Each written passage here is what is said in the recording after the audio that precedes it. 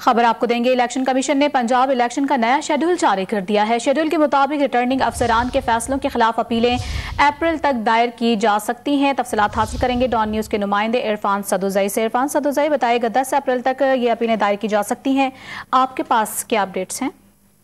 जी, election commission में आज एक इंतहाई अहम इजलास हुआ जिसकी सदारत सिकंदर सुल्तान राजा ने की। इजलास में मुख्तलिफ ऑप्शन ज़ेरे गौर आए, जिनमें से ये भी था कि जो सुप्रीम कोर्ट ने इससे कबल जो इंतखाबी शेड्यूल जारी किया है, आज इलेक्शन कमीशन ने उसी को इंडोर्स करते हुए इंतखाबी शेड्यूल को नोटिफाई कर दिया है, जिसके मुताबिक पंजाब में जो पोलिंग है वो 14 मई को ही होगी और कागजात नामजदगी से मुतल्लिक रिटर्निंग ऑफिसर के जो फैसले हैं उनके खिलाफ अपील दायर करने की जो तारीख है, आखिरी तारीख, वो 10 अप्रैल होगी। इलेक्शन ट्रिब्यूनल 17 अप्रैल तक मुख्तलिफ अपीलों पर फैसला कर सकेगा। इसके अलावा उम्मीदवारान की जो नई लिस्ट है वो शाया करने की आखिरी तारीख 18 अप्रैल होगी। कागजात नामजदगी वापस लेने की जो तारीख है वो 19 अप्रैल मुकर्रर की गई है, जबकि उम्मीदवारों को इंतखाबी निशानात 20 अप्रैल को अलॉट किए जाएंगे।